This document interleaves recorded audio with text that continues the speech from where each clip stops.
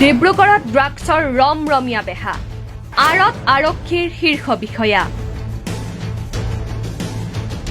যোৱা 12 ডিচেম্বৰত ডিব্ৰুগড় চহৰৰ কাষতে মাইজানৰ এটা বাসগৃহত এগৰাকী অনা অসমীয়া বহিৰাগত যুৱকে 1.5 লাখ টকাৰ ড্ৰাগছ কিনি আনি ঘৰত ৰাখিছে বুলি সাংবাদিকক খবৰ দিয়ে সেই ঠাইৰে স্থানীয় এজন যুৱকে লগে লগে সাংবাদিকে টেলিফোন যোগে যোগাযোগ কৰে ডিব্ৰুগড় আৰক্ষী অধীক্ষকৰ লগত সময় তেতিয়া বিয়লি 2:46 আৰক্ষী অধীক্ষকগৰাকীয়ে ফোনতে সাংবাদিক অজিত বৰাক কয় যে আপুনি ওসি ৰাজীৱ শইকীয়াক ক'ব ময়ো কৈ দিম ওসিক ফোন কৰিলে সাংবাদিকে ৰাতিলৈ ড্ৰাগছ বেপাৰীক ধৰাৰ কথা দিলে ওসি ৰাজীৱ শইকীয়াই ৰাতি হ'ল কিন্তু কাম নহল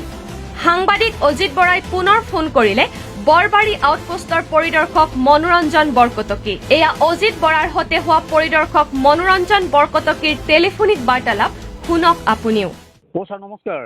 নমস্কাৰ ভালে আছেনে? থানাতে আছেনে সাইডত আছে? থানাতে আছোঁ। আপোনাৰ এৰিয়াতে 2 লাখ মান টকাৰ আজি ড্ৰাগছ আহিছে পাৰ্টি এটাৰ ওচৰত। হয় নেকি? হয় হয়। কোনখিনিতে আহিছে বা? হা হা কোনখিনিতে আহিছে বা? আপোনাৰ জেগাটো মই যিটো এই হেৰিটো যে আমাৰ চানমাৰী ঘাটটো ঘাটটোৰ আশে পাশে আপোনাক একেবাৰে লগতে নি আমাৰ ল'ৰা এটাই দেখাই দিব দোকান গৈ সহায় কৰি দিম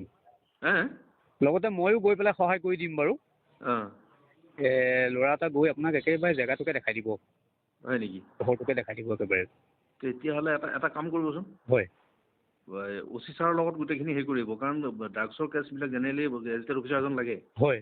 মই গৈ পেলাই হেৰি কৰি থাকোঁতে আকৌ সিহঁতে হেৰি কৰিব গতিকে ওচি ছাৰক কথাটো জনাই দিলে একেলগে গোটেই টিমটো আহিলে তেতিয়া আমি একেলগে গৈ পেলাই হেৰি কৰিব পাৰিম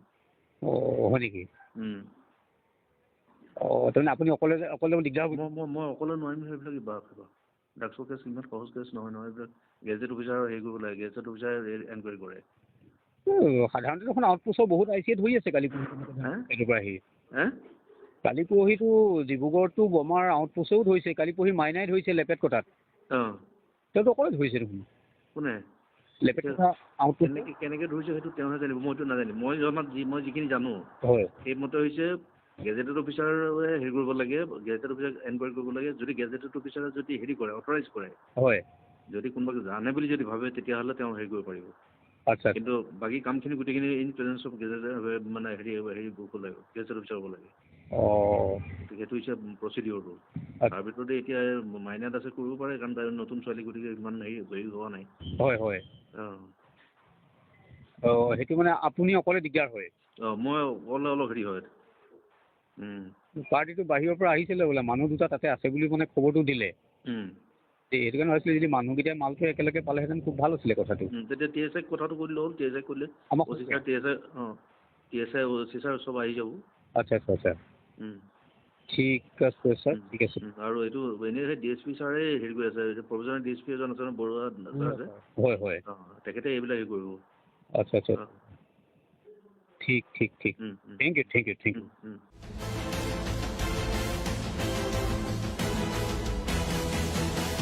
বাৰ্তালাপৰ পৰা নিশ্চিত হ'ব পাৰি যে ড্ৰাগছৰ নিচিনা মাৰাত্মক নিচাযুক্ত দ্ৰব্যৰ বেপাৰৰ লগত আৰক্ষী পোনপটীয়াকৈ জড়িত আৰক্ষীয়ে ড্ৰাগছ সেৱনকাৰীক ধৰি জেললৈ প্ৰেৰণ কৰে বেপাৰীক নহয় কিয়নো সহায়ৰ আহ্বান জনোৱাৰ পিছতো যাবলৈ ইচ্ছুক নহয় আৰক্ষী গতিকে ৰাইজে কি আশা কৰিব এইসকল আৰক্ষীৰ পৰা আচলতে আৰক্ষীৰ দ্বাৰাই পৰিচালিত নেকি একাংশ ড্ৰাগছ বেপাৰী